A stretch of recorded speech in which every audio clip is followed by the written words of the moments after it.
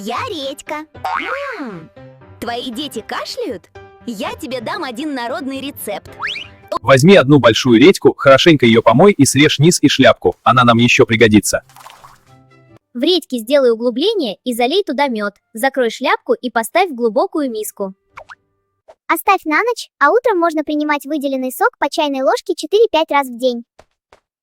Надеюсь, тебе понравилось. Пожалуйста, подпишись и поставь лайк. Пока!